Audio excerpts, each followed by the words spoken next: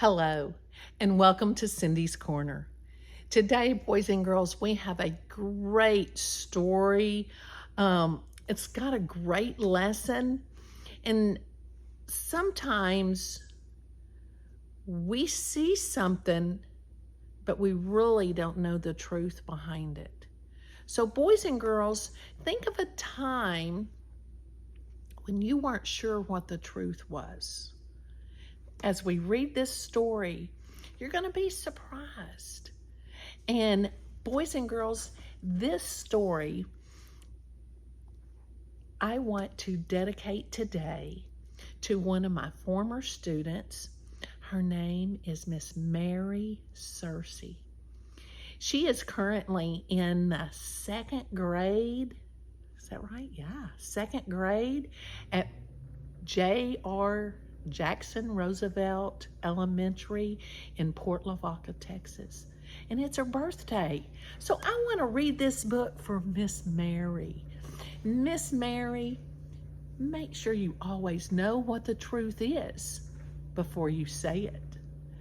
And you're going to be surprised at who this author is, especially your parents and older people. But this story is Mr. Peabody's Apples. And boys and girls, I don't know if you've heard of her before, but it was written by Madonna. Yes, the Madonna, the singer. Right here, Mr. Peabody's Apples by Madonna. And the art or the illustrator is Lauren Long. Here's Mr. Peabody and here's Billy Little.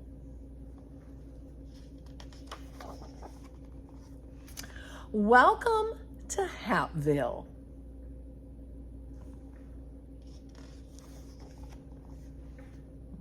What are they doing there? Right? Got a big baseball game going on. Mr. Peabody congratulates the Little League team on a great game. Do you think they won? Let's see.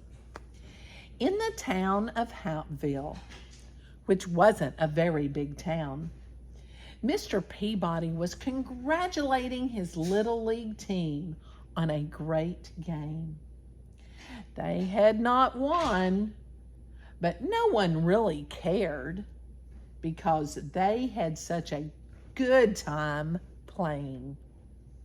Mr. Peabody was the history teacher at the local elementary school. And in the summertime, he dedicated every Saturday to organizing baseball games with other schools. Billy Little, who wasn't a very big boy, was one of Mr. Peabody's students.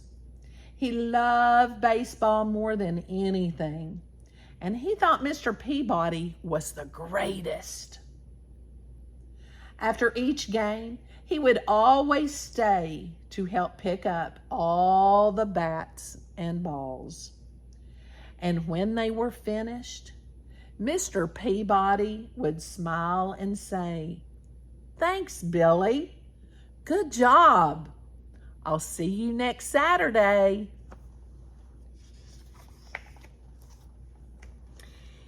There's Mr. Peabody, picks the shiniest apple. Then he would start his walk home along the main street of Houtville, which wasn't a very big street, waving hello to everyone he knew. And everyone would wave hello back. Along the way, he always passed Mr. Funkadeli's fruit market. Here, Mr. Peabody would stop and admire Mr. Funkadeli's fresh apples. He would pick out the shiniest apple, drop it in his bag, and continue on his way. Across the street, Tommy Tittlebottom watched with curiosity as Mr. Peabody walked away with the apple. "That's strange," Tommy said to himself. "Mr. Peabody didn't pay anyone for the apple." Tommy got on his skateboard and rushed to tell his friends.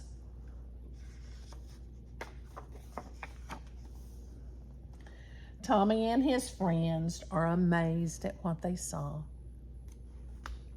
The following Saturday, Mr. Peabody's team played another game, and they lost, as usual. But no one seemed to care because they had had such a good time playing. Billy picked up the balls and bats, and Mr. Peabody set off on his walk home. He waved to everyone he knew, and they waved back. Once again, he stopped outside Mr. Funkadeli's fruit market, picked up the shiniest apple, dropped it in his bag, and continued on his way. Across the street, Tommy Tittlebottom and his friends watched as Mr. Peabody, and they were amazed at what they saw. Mr. Peabody had not paid for his apple. They couldn't wait to tell all their friends, who told their parents, and who told their neighbors, who told their friends in the town of Houtville, which wasn't a very big town.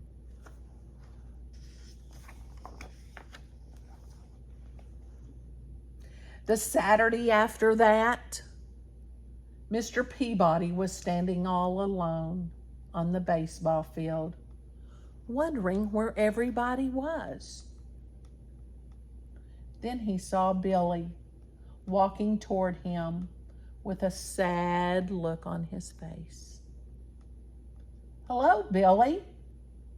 I'm glad you're here. But where is the rest of the team?" asked Mr. Peabody. Billy remained silent. "What is it, Billy?" he asked again. Billy didn't look up.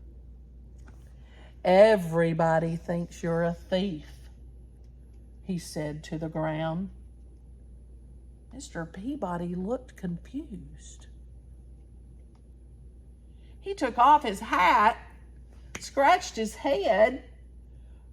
"Who says I'm a thief, Billy? And what did I steal?" he asked. Tommy Tittlebottom and his friends said they saw you take an apple from Mr. Funkadeli's fruit market twice. "And they said you didn't pay for them," answered Billy.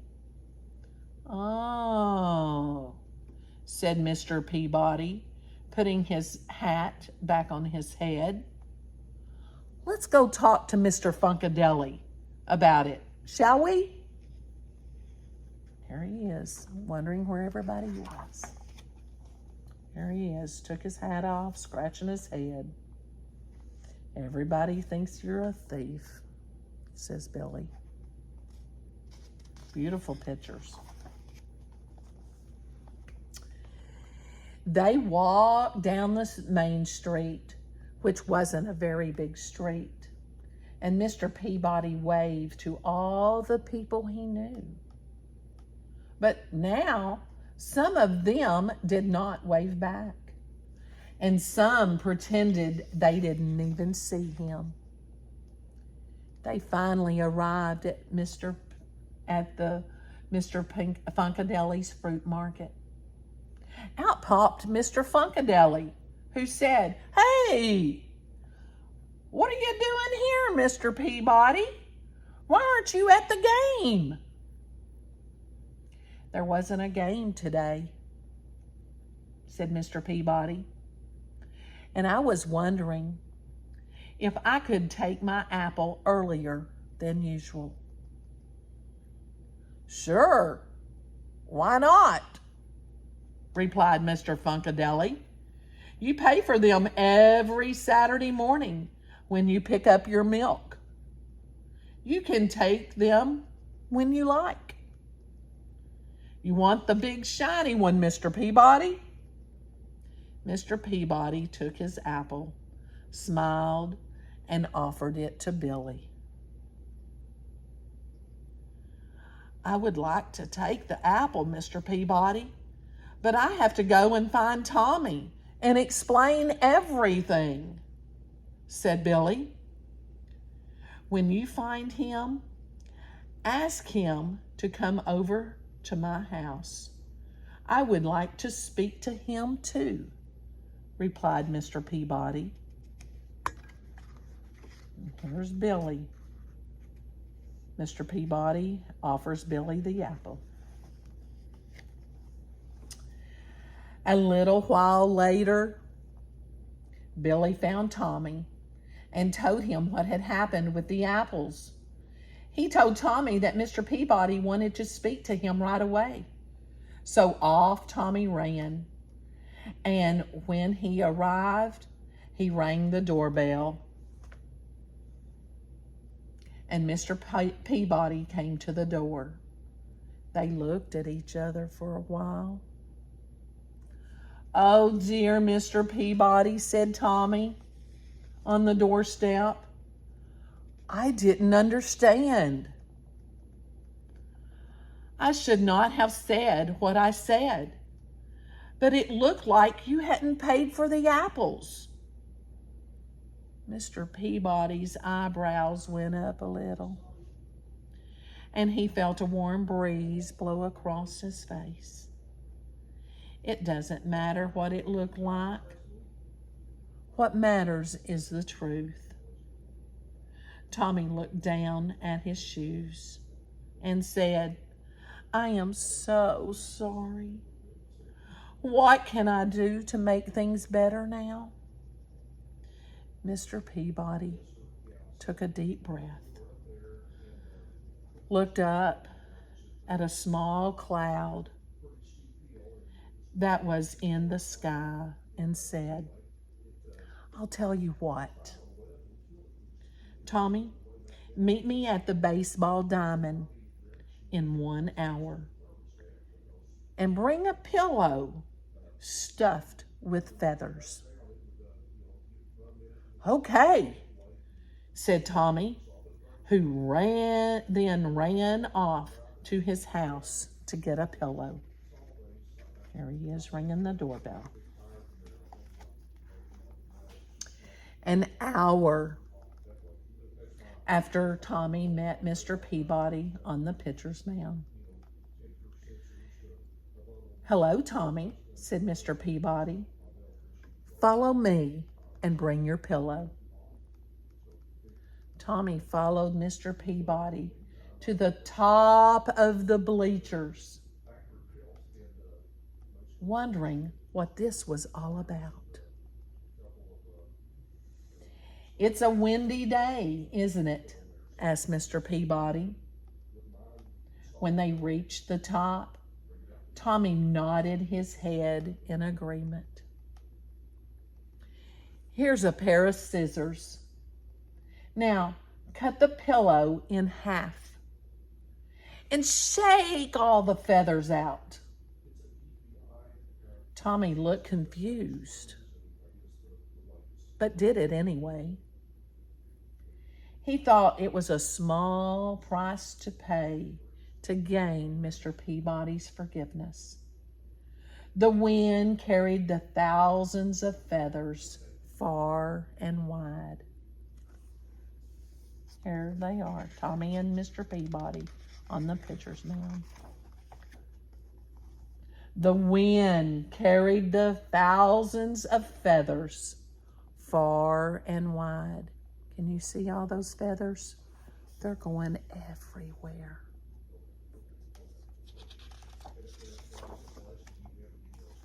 Look at all those feathers. Each feather represents a person in Hampville. Tommy looked relieved and said, "Is that all I have to do to make things better?" "There's one more thing," said Mr. Peabody. "Now, you must go and pick up all the feathers." Tommy frowned. "I don't think it's possible to pick up all the feathers," Tommy replied. "It would be just as impossible to undo the damage that you have done by spreading the rumor that I am a thief," said Mr. Peabody. "Each feather represents a person in Hampville."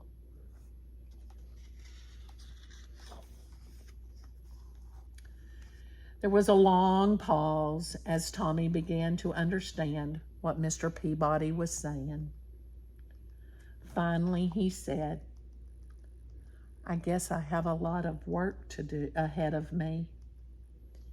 Mr. Peabody smiled and said, "Indeed you do. Next time, don't be so quick to judge a person, and remember the power of your words." Then he handed Tommy the shiny red apple and made his way home. Mr. Peabody makes his way home.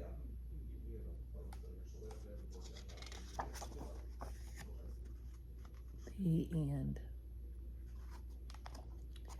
Now, boys and girls, remember the power of your words. And I hope every teacher, every counselor, every parent, if you don't have this book in your library, it's a great one to have, just to remind us the power of our words.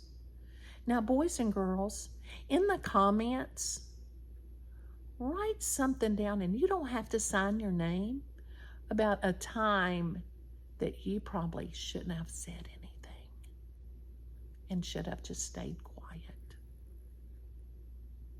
If you like this book on Cindy's Corner, make sure you give it a thumbs up and make sure you've subscribed, because we're going to have many, many more books. Enjoy your day, and remember the power of your words.